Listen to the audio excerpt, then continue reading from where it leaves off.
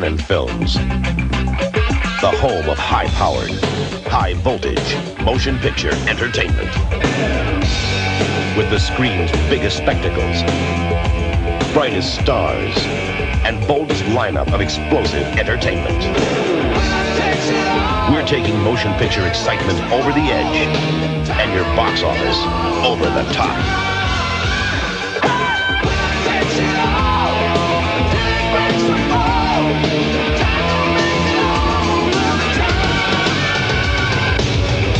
We're Canon Films, and we're dynamite.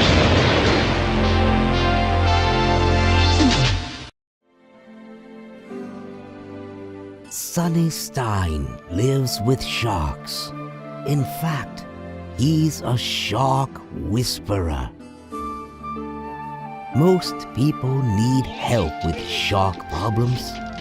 He helps sharks with people problems. Now, how do you reckon a shark could bite 4 feet off in a 6-foot leader? You had a tight line? Hell yes. But that line weren't bit, it was cut.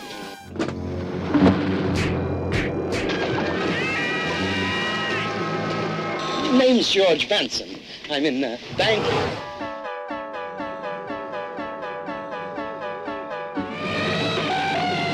Attacked by bandits on a small island and barely escaping, he swam with some magical sharks.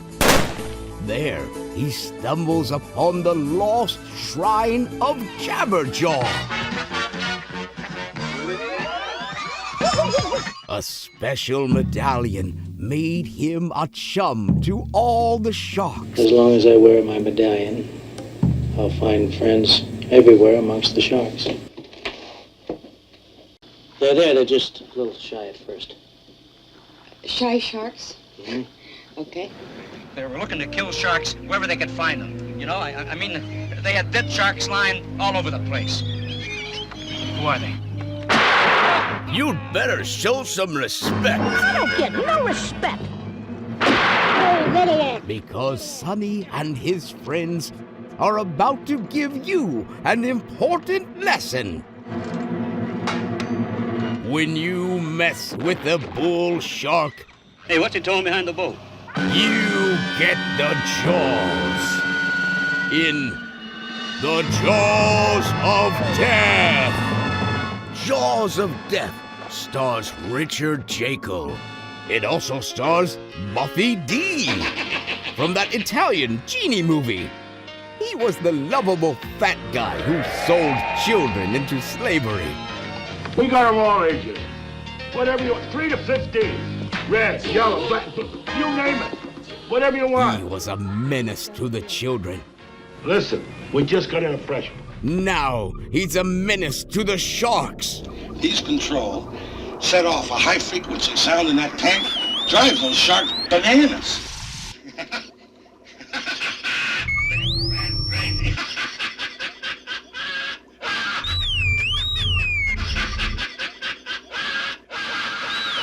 Time for revenge. Jaws 4 style. It might take a whole shark week to devour this guy. He's the equivalent of the old 96er.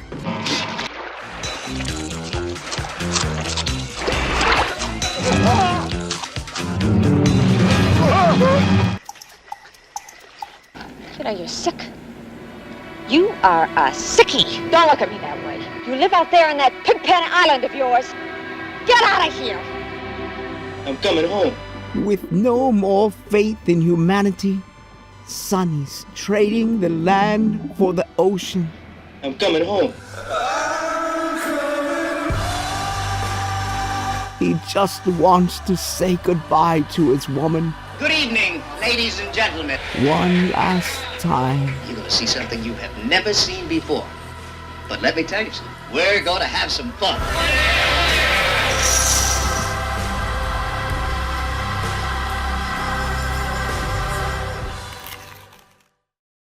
And what did we watch today, Matthew?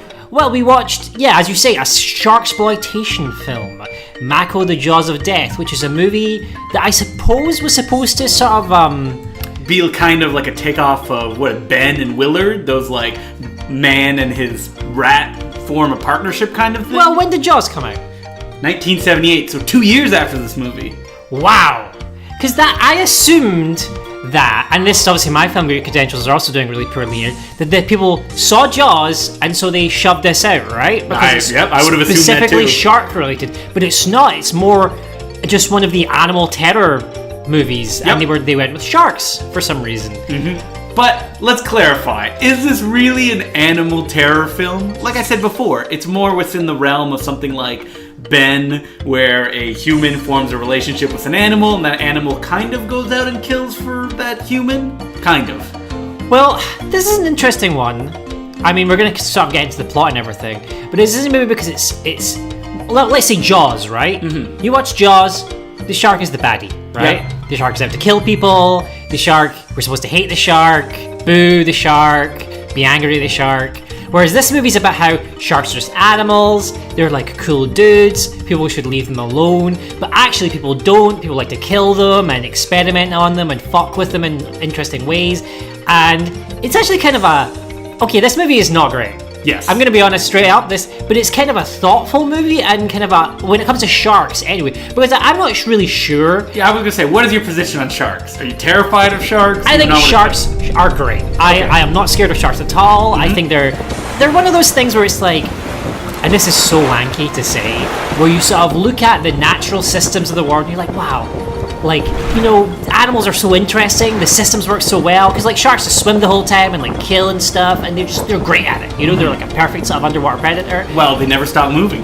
Yeah, they never stop moving. I just think they're like a sort of a beautiful, you know, creature. They're awesome, you know, and I think I am totally on board with all the, is it Fisher Stevens? No, Fisher Stevens is the cove, right? Yeah, I think it's dolphins and stuff like Dolphins and stuff in the cove. Actually, I saw a really good, maybe like a television documentary about maybe Gordon Ramsay, you know, that television chef, like he went and tried shark's fin soup and he was like, it's not that good, it mostly tastes like chicken stock, and then he went and saw how they cut the fins off sharks and chuck them in the sea, and you know, it's horrifying, right? Sharks are great, we shouldn't be doing horrible things to them, and I was wondering if like, if the reason people hate sharks, is it because of Jaws?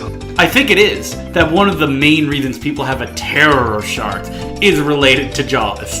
And I think that people who work within the context of like shark preservation societies have also said that. And Steven Spielberg has made massive donations to shark-related Really? Yep. Yeah, because I was thinking that, people mostly, I mean, Jaws is like one of those movies, right? Where it's like every single film critic that I can think of always has it like at the top. It's like the film they saw when they were a kid or something. Made them love movies. And made them love movies. Whereas for me, I mean, I think Jaws is good. Oh, whoa. And I'm not gonna be that controversial. Is Mako better than Jaws? No, Mako is not better than Jaws. That's insane. I would have to be like on crazy strong drugs to believe that. I'm just like, I think it's good. You know, it's not one of those movies where I clearly didn't see it at a point where it would have some hold on me. You know, I'd seen all the other sort of movies that have a big hold on people, like Star Wars and before that. Whereas like Jaws. So are you more of like an orca, the killer whale kind of guy? No. Do you know what? I'm not. I've got to be honest. The animal terror movie is not one that particularly like excites me. Oh, really? Yeah, I can't think of any ones. Although we're obviously going to do recommendations, I can't really think of any ones where I'm like, that's a great one, you gotta see it, because it's just like, you know, animals are just like. So you're like, why do animals gotta be hurt? Are you someone that sees a movie and when the dog died, you're like, oh, I can't watch, why would they do that? It depends on the dog. Yeah, just some innocent dog that gets killed. I mean, it depends, right? I mean, like, you're like, that's a fucking shitty dog, I hate that dog. Well, it might be. That dog might have like I don't know, bet a baby or something earlier on in the movie. This has been the longest preamble before we've got actually into the movie. So, but I don't know, I just wonder, what do you feel about Jaws? I just feel like this I love Jaws. Jaws is a great movie. But I mean, you know, how do you feel about sharks then? You've asked me these questions. I mean, sharks are like any other animal, right? I might as well run into a bear and get attacked by one in the woods. I guess where I'm going with this whole preamble is just, it's interesting because Jaws is a movie that came out and is a lot better than Mako. Let's be clear. I'm making this very clear. It's a lot better than Mako, but it's a movie that's like, sharks are your enemy. Whereas this movie's like a sort of a cheesy exploitation movie about sharks. And it has sharks killing people in it, but it's very much of the position like, man is the enemy, sharks are cool. And I just think it's interesting. Yep, it is. And now let's get into the movie. Okay.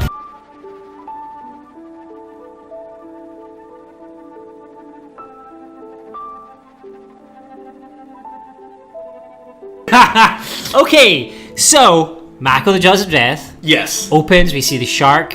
Swim. I should point out that the director, William Greffy, is someone I'm not really familiar with. He made a bunch of exploitation films, basically from 1960 to about 1975, and those include another film where a guy befriends a rattlesnake called Stanley and uses the rattlesnake to kill people, and he made Wild Rebels, I assume is a biker movie of some sort, and so on and so forth. And then so this is his, like, shark movie.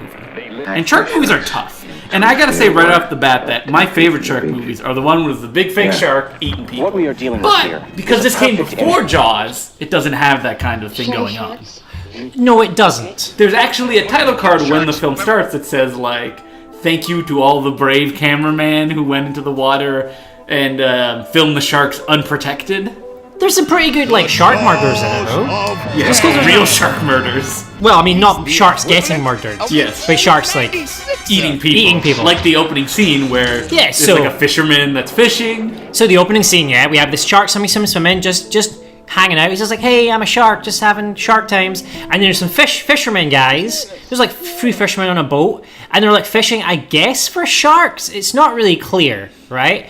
But they're fishing, and then the shark's like, hey, look, there's some nice meat hanging there. You're really humanizing the shark. Humanizing the sharks. But he's like, some tasty meat and just hanging out in the ocean. So the shark grabs the line, gets trapped, and the guy's like, we got a big shark. And then our hero, John Voight, comes in. And he's scuba gear. From where? Like, I have no idea where. Swimming? Now, these guys in the boat, they're in the middle of open water. And apparently, John Voight, I mean, it's never made clear, but I guess he has some sort of shark distress signal. And he does have a magical amulet. Yeah, we'll get to the amulet. And he swims across, cuts the line, and then all the guys in the boat, these guys in the boat are like, they're on it. Because they're like, this line's been cut by somebody, and then the other guy gets his shotgun out. And the guy in the scuba gear gets onto the boat. But wait, do you take a shotgun fishing? Is that a thing that you do? You see it multiple times in the film, though, that they have guns and they're just firing it into the water. Yeah. So unless you're hunting shark or whale, what are you going to kill with a gun?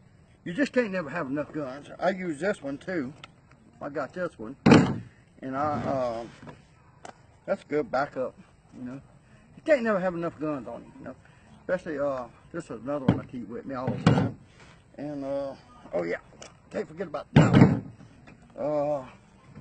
Yeah, and this one too. Yeah, you just can't never have enough guns. Well, it's in case some scuba gang has coming around cutting your lines, right? Maybe that happens all the time when you use a shotgun. Or maybe there's pirates. Mm-hmm. I honestly don't know. But yeah, he comes on and our hero, what does he do? He throws a harpoon at one guy. Yeah, he grabs another guy with like a lasso of some sort. Yeah, like the thing that you would use to pull a fish out the water, and like sticks him in the net with it, and then he basically managed to toss them all overboard, where Sammy the shark's like nom nom nom nom nom, and then there's all the awesome, I love it, blood clouds and water. Blood clouds look great in water. This opening scene is awesome. But if I was one of the person who was killed by that shark, I would probably be like, well, I guess I was in the right, because the shark is killing me now. To be fair, the shark was being caught. Okay. Right? Yes. Against his will. Yes. And should the shark kill everyone on that boat? Yes. Including the, like, I assume banker. Then this one guy's like, hey, what's going on? Yes. Everyone on that boat should die. I'm on board with the shark here. Okay. Sammy the shark just chomp. Because for all we know, those guys are going to slice his fin off and chuck him back in to die slowly. Or even just cut him open and take all his guts out. Yeah, who knows? Something horrible was going to happen to Sammy the shark, and then want it to happen. So after this awesome, violent opening scene, we get a little tinkly piano music, and it's like, Mako. Actually, there's no song, but I imagine it playing. Yeah, it's like Mako, the jaws of death. Exactly. You will see him and take your last breath. Is there one called Mako? No, I have no idea why anything is called Mako. I guess it was just... I think it's a type of shark. Oh yeah, Mako shark probably. Maybe that's the type of sharks that are in this movie, because they're certainly like great whites or anything. Like they're basically pretty weedy little sharks. Yeah, you know, they're not like the big ones. They're the ones that you can swim with. You know, like that.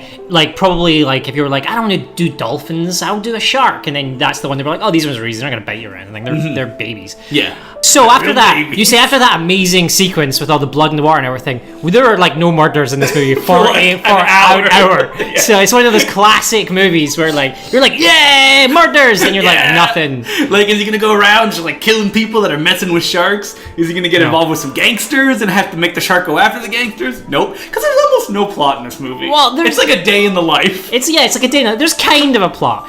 I mean, and the plot sort of starts here where he goes back to maybe the place where he hangs out with the sharks. Like he has a house on an island or something.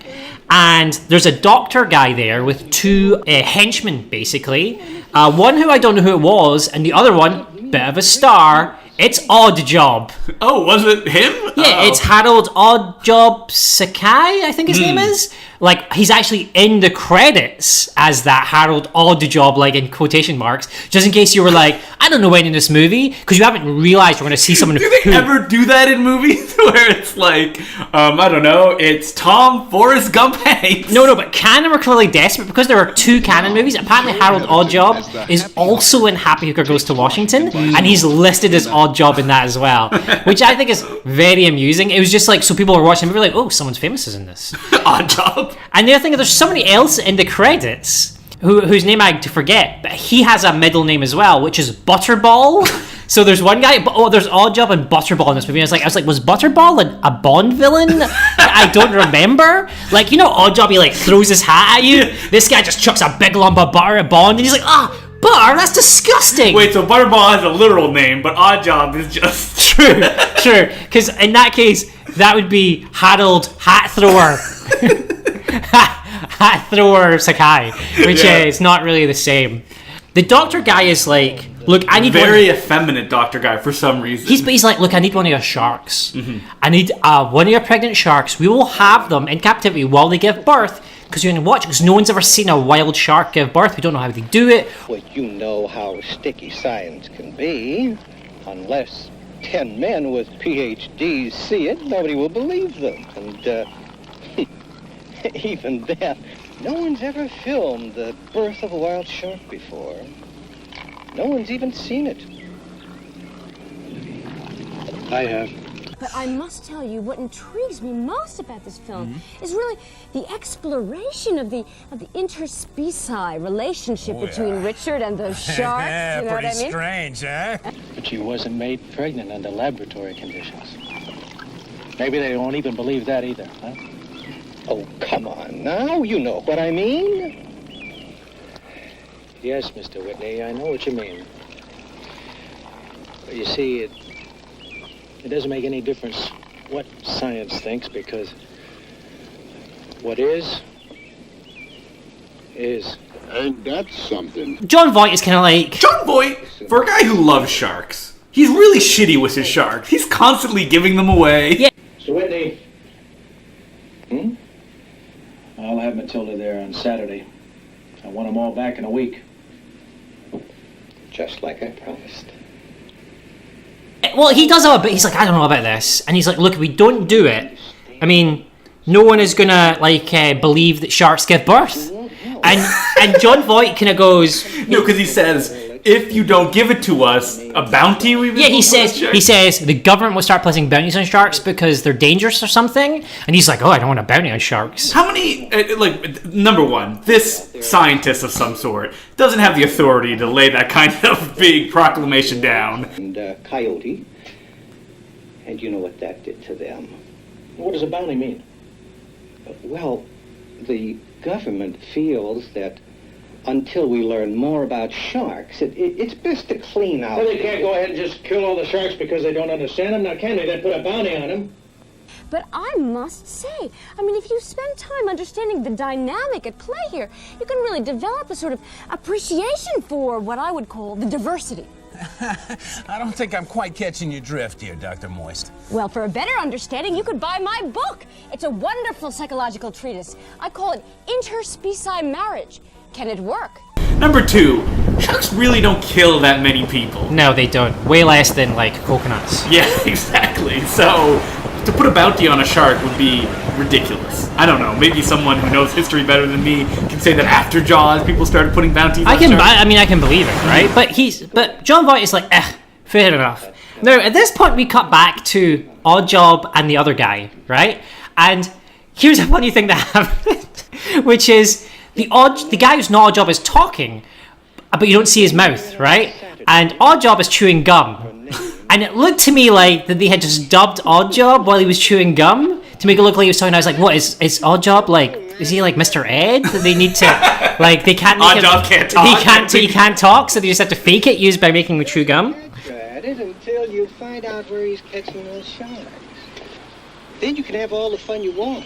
But in the meantime, remember, we need him, so take it easy. We'll take good care of him. That's the problem. He never tells me anything. He barely talks. You know how couples finish each other's sentences? Sometimes I feel like I have to start them, too.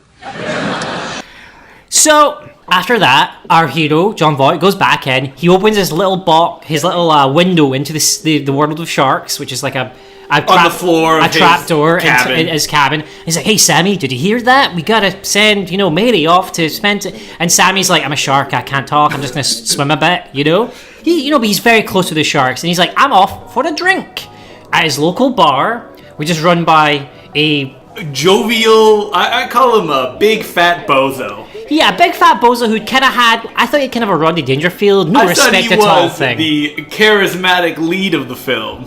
But the big fat bozo? That's not the case. He loves to laugh. Man, would you look at that? $8,500 I put in that damn tank. Nobody looks. Maybe we ought to take off all our clothes or something, huh? Man, we better do something. Look at her. They don't even know she's here. Man, that act's gone over like a lead balloon. She better think of something. Really funny. Oh, tell Kurt I'm going home with Billy tonight.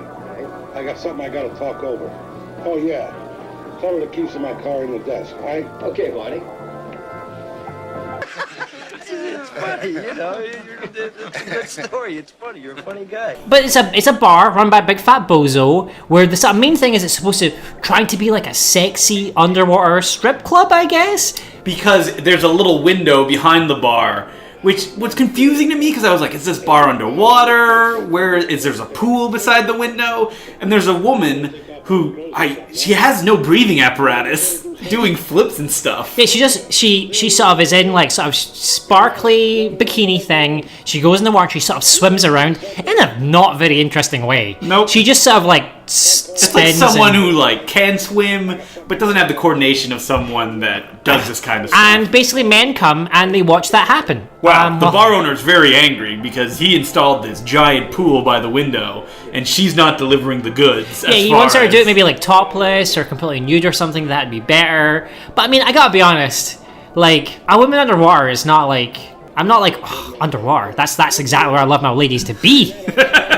All sort of like diffuse. You're not a big fan of watersports.com? What do they do in watersports.com, Justin? Well, I assume sports involving water. Yeah, like jet skiing and things like that. Windsurfing. Three, yeah. That game that you play with the ball in the water. What's it called? Water polo? Yes, water polo. And then also Marco Polo. Maybe they play that. It's water sports is open to professional sports and stuff that you would play with your classmates. There's not like a Marco Polo league. So, our Jon Voight, he's like at the bar. A cop comes in and he's like, a bunch of people went missing on a boat recently. And Jon Voight makes the guiltiest face you've ever seen. He might as well just jump up and say, I didn't kill anybody on a boat, and then run off. Because it's like, he's so obviously the person who did it. But he runs out. So has Jon Voight done this a bunch, you think? Or is this the first time? Well, they said the policeman says there are 3 times this has happened. So he's just really against people killing sharks. Yeah. This thing I ever saw. Just vanished. Yeah, go on. Skipper, a mate, some dude from up north. No trace, no how. I guess. What do you think, Captain? I don't know. But I do know the Chamber of Commerce is going to hit the ceiling on this one. It's bad for the tourist business. And it. Thank you very much.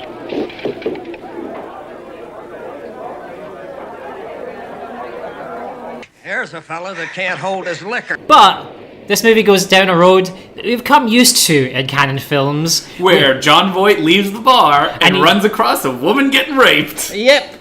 Yep, the lady who can't swim very well, but apparently is the thing that you go to that bar to see. She goes to leave in her car, and she gets chased by Oddjob, and let's say Butterball. I don't think that's who Butterball is, but she gets chased by Oddjob and Butterball. Yeah. And basically, immediately what starts happening is she's just on the ground, and Oddjob is like going at it. You know, it's pretty gross. We're used to seeing it. John Voight comes in, and he goes. Basically, John Voight hulks out. Did you see this strange moment where John Voight's like, Arr! He goes, Arr! And he like. I assume he got shark powers because at one point he gets grabbed by one of the guys. Did you notice that moment? And he like flops around like a fish, and he makes a noise that's like. Arr! Yeah, and Butterball goes, "Hey, shark boy, I'm gonna break your fin." Is that like his dick? Maybe. Yeah. Well, do sharks swim with their dick? Is that? Well, I mean, you know. Sharks never stop moving because their dick is just constantly flopping about. Is that why they can't stop moving? Yeah, and it's not the fins that they want. You just cut their dick off and chuck them back in. Oh, they it's want delicious in soup. Yep. Okay. So they get into a fight. They get in a fight, and he rescues her. Yeah. It's just not very interesting. It's not a good fight or anything. And then he just kind of drives off, and she's like, "I gotta go feed the sharks." Yeah. And she's like, "Why won't you take me home?" Yeah, she keeps going, "Could you just take me home?" It's like 2 miles away. It'll take 5 minutes. He's like, "I've got to feed the sharks exactly right now." Because apparently sharks have a very, very specific dinner time, which is not something that I think is true. Because they can wait long enough that he takes her back. Yeah, right? that 5 extra minutes. They expect me to be there at a certain time. They're very upset if I'm not. You wait here. I'll be back soon. Where are you going? You can't leave me here. Take me home. I'll take you home when I get back. I'll be gone about half hour, 45 minutes. Oh, great. Come on, Sport. Will you take me home? It's only a couple more miles. Well, you can wait or you can walk. It's not that far. You know, I don't understand you. First you come on like Sir Galahad, and then you ask me to walk home in the middle of the night. What's with you, anyway? I got friends. They depend on me. Yeah, did I tell you Richard Jaeckel was good in this film or what, huh? Yeah, he's the kind of guy that, well, he won't run away from action, you know? As a matter of fact, I think he might even be looking for a little, huh? Because he can wait long enough that he takes her back, Yeah, right? that 5 extra minutes. But instead what he does is he takes her back to his shark hole, and he's like, "I got these sharks. I talk to them all the time. This is Sammy. I have to feed them." And he tells her, give you a flashback. Yeah, he tells her the whole story. And this is like one of those weird things, like where it's like, I feel like our hero should keep this on the down, right? He's obviously crazy though. But like, well, you think this should come up before, right? But apparently it hasn't. Where it's just like because he's gasping to tell people that he has a telepathic ability to talk to sharks and all that, and they're because this always happens in movies. It's like the first woman that talks to like a guy with a secret identity. He's like, "Guess what? Here's my secret identity. Don't tell him." Men are lame. Mm-hmm.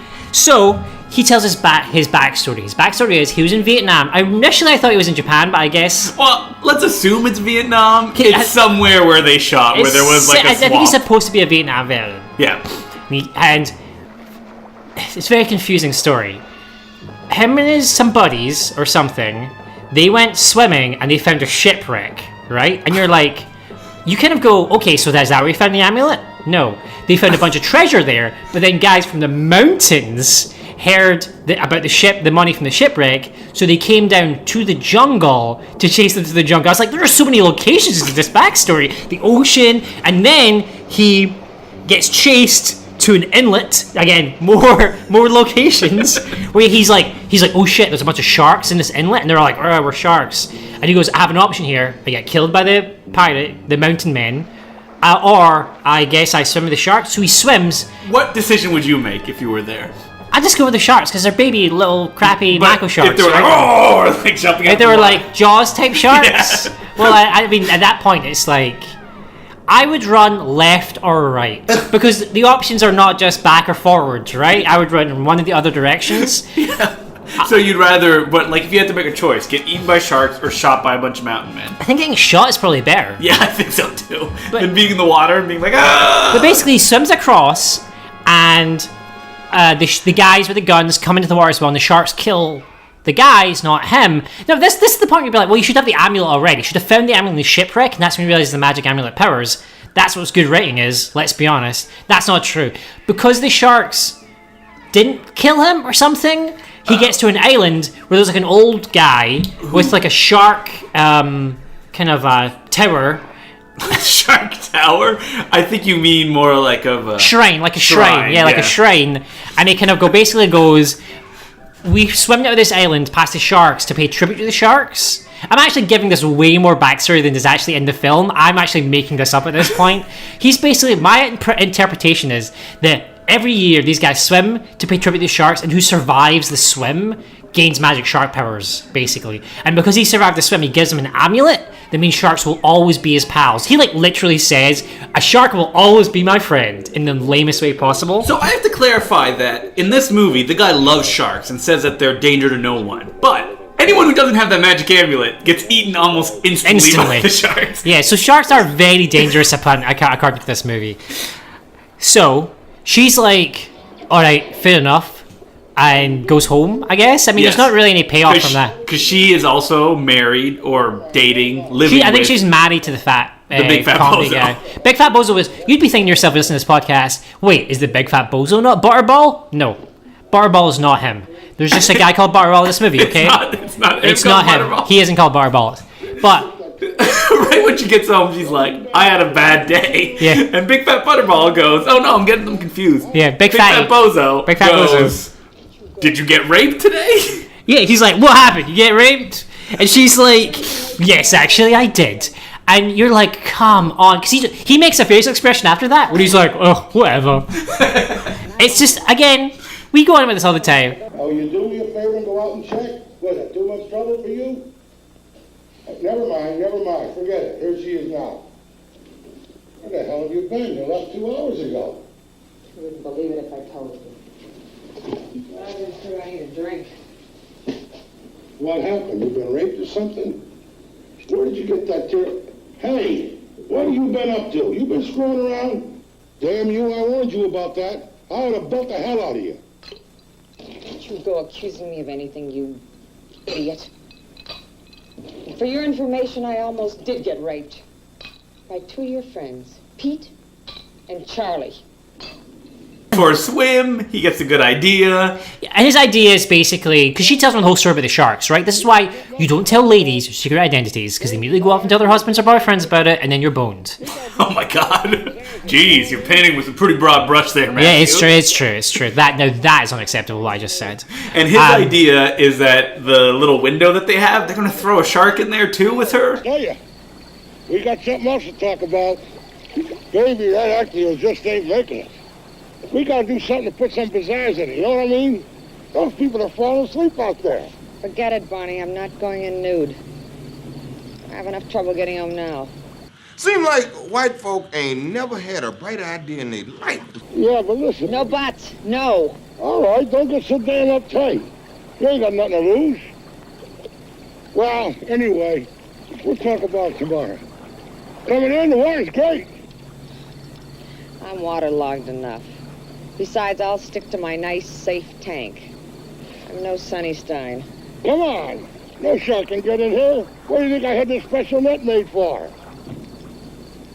I think I'll mix myself another drink. Go to bed. Seem like white folk ain't never had a bright idea in their life. Was coming up with all kinds of ways to kill your ass. Will you look at that? Man, what a beast. Are you sure he can't get out? Nah, that plastic liner is tough. Anti-shark cage. You go in the water, shark's in the water. Our shark. Farewell and adieu to you fair Spanish ladies. Farewell and adieu, you ladies of Spain. For we've received orders for to sail back to Boston. And so never more shall we see you again. Anyway, his idea, shark in the tank with her. Not actually in the tank with her, but behind glass. And so they go to John Voight. And they're like, what we're going to do is we're going to put the shark in the tank with her and it's going to dance. And he's like, I don't know. Damage. I never sell my sharks.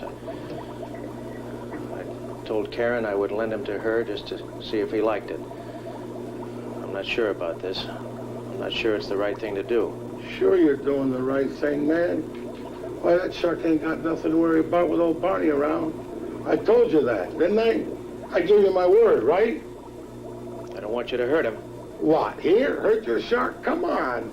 He's the life of the show. Oh, I'm a hot case, he said. And she goes, look, just do it, all right? And he goes, fine. Also, you have to sell him to me, not just rent him to me. It doesn't... It's one of those things where it's like, okay, I get the idea that John Voight has been put into a position where he has to give the guy to the doctor to see the shark. He does not need to give the shark to... He doesn't. There's no reason for this. This is the least useful plot thread ever. It's completely... This guy loves sharks. He talks to them. They're his best friends. So the fact of putting a shark essentially into Shark Circus makes no sense.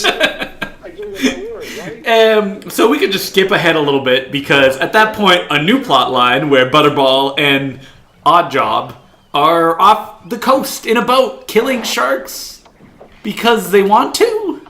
Yes. They just love killing sharks. I can't really remember at what point in the movie. It doesn't really matter what point in the movie this comes in, but this happens. This is why this happens. Our hero, he's angry for some reason. No, he goes down by the dock and he finds a guy with a hammerhead shark. Yes. And he's like, "Where'd you get this?" And the guy's like, "Oh, I caught it." And then he's like, "No, you didn't. Where'd you get it?" He's like, "Okay, someone sold it to me for $20. It's very funny because this guy's humiliated in front of a large group of people. I quite enjoyed it because afterwards, like, that guy's crazy. He should be locked up. And you want to take more photos with me with the shark I bought? Yeah, exactly. So lame. It was fun, but he's really angry about this. And he goes, "What were these two guys? What did they look like? What were their boat?" And it's Butterball and Oddjob. The shark was not caught. He was killed. He was murdered by a harpoon, a shark gun. A shark gun? Yeah. I don't understand. Well, take a good look, mister. Look at that. Now, come on, tell me. Now, you tell me you did this. Go on. All right, I'll tell you, but... You're going to tell me now. This shark has never even seen the Gulf Stream. He spent most of his life around a reef nobody else has ever seen. Tell me! All right, okay. I bought it for $20 from a couple of guys who had a lot of them. What do you mean, a lot of them? They were looking to kill sharks wherever they could find them. You know, I mean, they had dead sharks lying all over the place. Who are they? I don't know. I'm only on vacation, buddy. I don't know these people. Martin, there are all kinds of sharks in the waters, you know? Hammerheads, white tips, blues, Makos. And the chances that these bozos got the exact shark... Now there's no other sharks like this in these waters. It's 100 to 1. 100 to 1. So he... Gets into a scuba gear. Gets into scuba gear. Swims out into the open ocean. Swims across and murders them. He doesn't even does he use a shark to help him? No, he doesn't. He just jumps up and he uses a shark gun to shoot Butterball in the head. And then you don't see him kill Oddjob, but you see him later on. He hooked Oddjob with it's actually, I kind of so we're getting to the good revenge part of the movie, right? I need to stop this for a second. Okay. Now, this is a movie completely concerned with the well-being of sharks. And they kill sharks on camera a lot. I don't know if they actually... Yes, they do. Oh, wow, I didn't know Because he shoots him with the gun in the head, and the shark gets hit in the head and then falls to the ground dead. Oh, man, I didn't really notice that. Yep. Ugh, horrible. Anyway... It's like Cockfighter, the movie about anti-cockfighting that's filled with real cockfighting. Is Cockfighter anti-cockfighting? Not really. Just one character thinks it's disgusting. It's true. And everyone watching it will feel it's disgusting. 'Cause it's disgusting. Yes, but we get to the good revenge part of this movie, right? Where our hero, I think he's pretty inventive with this revenge, where he hangs one up like a shark, and then he drags Oddjob behind like he's got like a fish hook in his face, and just drags him behind the boat. And then he takes the extra time to draw little flags with the Oddjob and Butterball in cartoon form that he puts on the boat. Yeah, and then he sends the boat back unmanned, where it then crashes into another boat with guys who are waiting for Oddjob and Butterball. Now, this is not very well shot or very interesting. There's no cool explosion or anything really. But in a better movie, this revenge would be awesome, right? Because we see the guy hanging and it's all gory, and then we'd see the Oddjob when he caught back. He wasn't all there because sharks half eating him and all his guts were hanging out and stuff. That does not happen. And then when the boat hits, there'd be a huge explosion. It'd be like the best, right? And I was enjoying my idea of what this movie was having happen, but not the actual thing that was happening. So, moving on, our hero, John Voight, he's all revved up, right? He goes for a drink, I guess, to see the shark. He wants to see the shark show with his lady that he shared a kiss with. We missed that while he was driving away. And he's the expression on his face as he's watching Prepare for the Shark is... It's so happy. He's like a kid on Christmas morning. Yeah, he looks so incredibly dumb. It's amazingly funny. He seems like such an idiot. And he's watching the shark and the lady, they start to dance. And then the thing that you've missed is, of course, Big Fatty Bozo, he's not just going to have the shark just in the tank. He's going to want to make the shark dance by putting high-pitched noises, like noises that cause the shark to go crazy and wibble about. We don't even really see it go that crazy. Like, how crazy it does wibble a little bit. But the idea is he just wants to torture the shark, right? Because he's a dick, right? So the big expression on our guy's face is like, oh, I love sharks. I gotta see the shark dance. He's so excited, but he's like, well, my shark's not dancing properly. I don't know why he's got. I don't know why. Is he English? He's English now. My shark's not dancing properly. My shark's being tortured. Oh no! He goes and like wrestles with the Big Fat Bozo with the controls, and Big Fat Bozo's like, yeah, and he's really angry. But then the woman comes out and she's like, get the fuck out of here. We can do what we want with the shark now. We own the shark. She has a crazy personality change. Huge. Fish. Only a fish, you fat.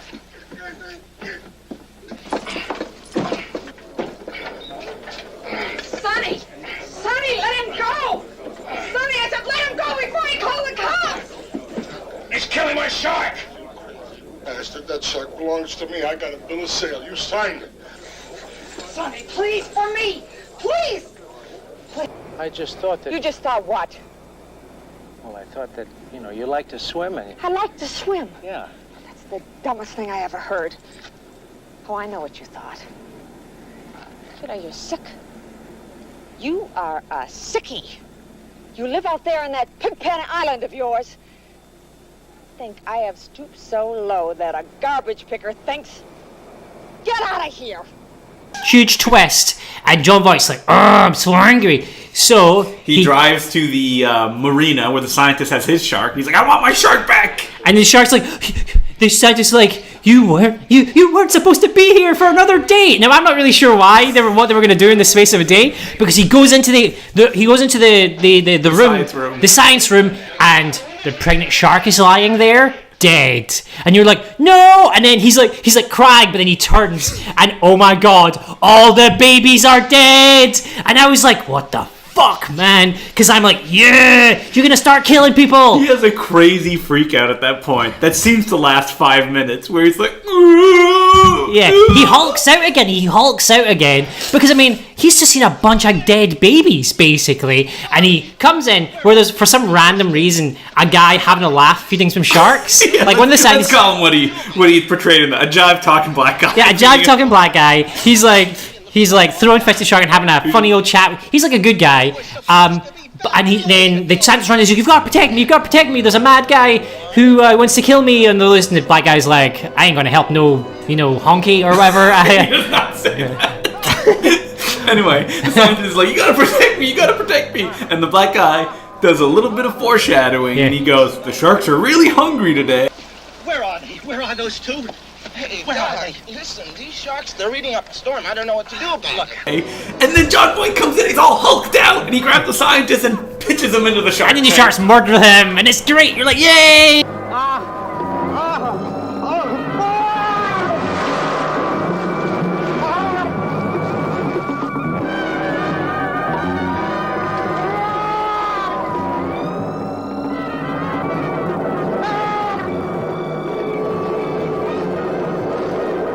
What a burn.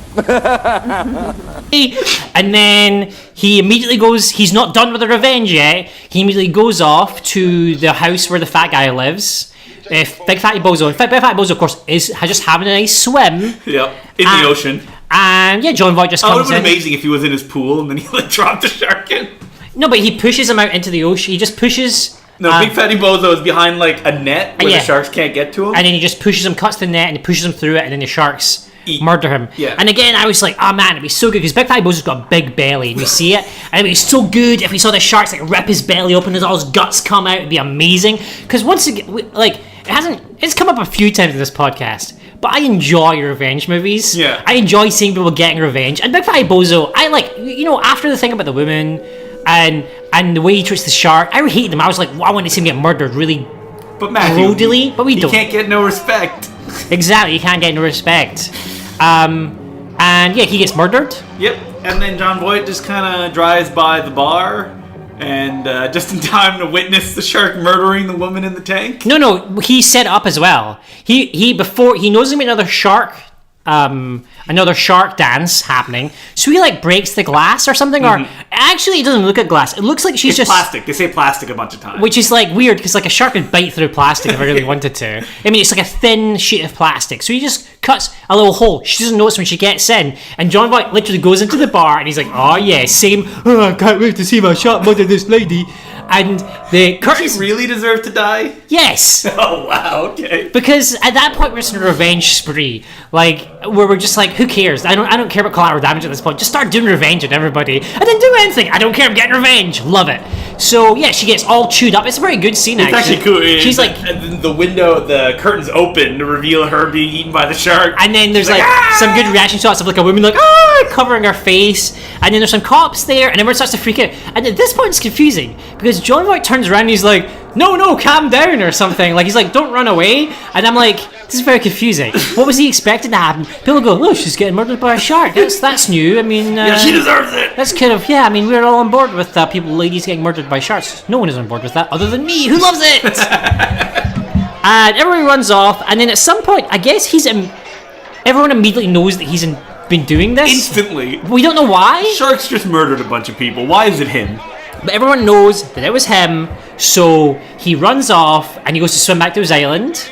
There's a part which I thought was kind of cool because the cops are chasing him and they're firing guns at him. He's like, we see this shot of him swimming and like a bullet goes above him and he ducks it underwater. Did you see that part? I was like, that's a pretty impressive stunt. Like, how did they do that? Like, did they just maybe drag something across the water that looked like a bullet going above him? Probably, yeah. Yeah, and actually, but it was quite. I actually thought it was quite kind of cool looking. He gets back to the island, and I guess he like says to the sharks, "I'm so sorry, guys. I'm sorry, Sammy. Mary's dead, and all the babies are dead." He's done more bad for the sharks than anyone in the movie could have done. All his stuff is. Why didn't he just fucking kill them himself? Why didn't he get the sharks to do it? Well, because if he had just shot the people, then no one would blame the sharks. True. But now they're all going to blame the shark. And there's going to be a fucking $1 million bounty on those sharks' heads. Really, the person who made all the problems happen was him. He doesn't have to give the shark to the lady, which made no sense in the first place, or to the doctor, which made sense, but what was he expecting? The guy basically had a big glowing neon sign attached to his back that said vivisectionists. You know? Also, I have to say, what did the scientists think was going to happen when he killed this guy's shark to get its babies out of it? Well, it's like, was he going to replace it with another shark? Yeah, it's like those comedy movies, right? Where you just like people was like, oh no, little Mary's hamster died, so they just get another hamster that looks exactly the same. He has a fucking psychic connection with the sharks. He's going to know what's going on. That guy was a scientist. He doesn't believe in that sort of thing. Oh, okay. So he comes back. The cops come in the room. He like shoots one of them or something, I guess, and he's like, "Stay back, or I'll kill another person or whatever." And he's like crying. He's like, "I didn't want to kill anybody. I didn't want to kill anybody." That's his accent now. "I didn't want to kill anybody. Oh no, I'm so sorry, sharks." And then he just jumps into the tank. Takes his amulet off. Well, we don't see that happen. What we only get as the sort of the punchline of the movie, which is he jumps into the tank and all the sharks start killing him, and it goes on for ages, and it's great. They're like biting him, and blood's coming out of his neck and stuff. And then the guy comes. They go, "That's strange. Why did the sharks kill him this time?" And then they leave. And then the final shot of the movie is the amulet. He took it off and he left it on the ground. So sharks are fucking killing machines. Sharks are killing machines. We should wipe them out because clearly this movie has shown that not only do certain sharks turn bad, like in Jaws, all sharks are bad, even the little baby crappy ones. Yeah. So, canon. No. Did I? So here's my question. Did you? You know what? The way you explained it sounded a lot more fun than it actually was. It was pretty boring. The problem with it is the beginning is kind of fun. When he gets the revenge, it's kind of fun. But there's like a good 45 minutes to an hour where nothing is really happening and it's not really adding anything. It's weird because the film almost has no plot. There's no forward momentum or anything. Like I said, it's almost a day in the life. I mean, it does basically happen across about 2 days of this guy. He basically goes from guy just hanging out with some sharks to guy who's murdered a bunch of people and killed all of the sharks. So, I didn't have a bad time watching this, but it's quite boring for most of it, and we can't recommend it. No, I can't recommend this movie. No. I can't even recommend it. You like Jaws? Watch Mako, The Jaws of Death. No, I'm sure there are other... I mean, there are good sharksploitation movies. I mean, the famous one people refer to would be Deep Blue Sea, right? Or the famous Jaws ripoff, The Great White, that is a literal ripoff of Jaws to the point that Universal sued the Italian studio that made it, and it can't be shown in America or released on DVD in America. Wow. So there's a bunch of movies with sharks in that you can watch, and there's also, for example, you can watch the documentary Shark Fin, right, which is about how bad sharks treat, or that Gordon Ramsay thing I mentioned earlier, because you should learn about sharks and love them. The end. And not watch this movie. Don't do it. Which is weird. How is it called The Jaws of Death and Jaws didn't come out for another few years? I don't get it.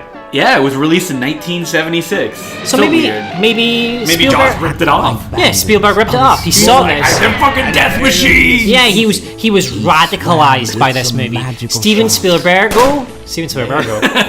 Mexican non-equivalent. Yeah, sorry. Steven Spielberg. Wait, I keep on saying Spielberg.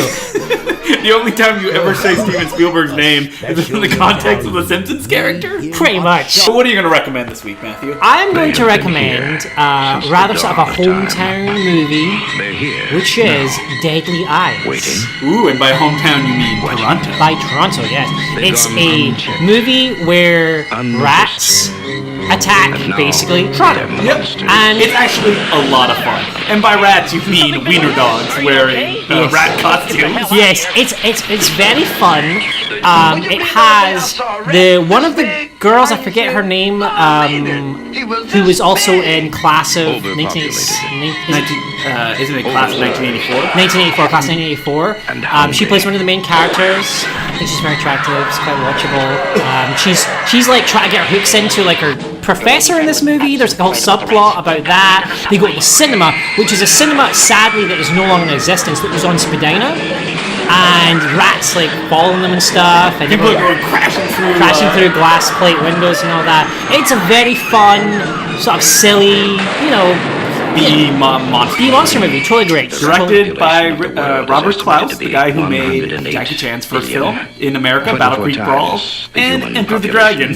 I totally. If you want to watch a movie with rats or wiener dogs attacking folk, you should see this one. And within that realm, but even more specific, I'm going to recommend the Shaw Brothers 1974 picture, Killer Snakes. Now, this is a takeoff on Willard, again, where a boy makes a relationship with a snake, and then he gets him to kill everyone.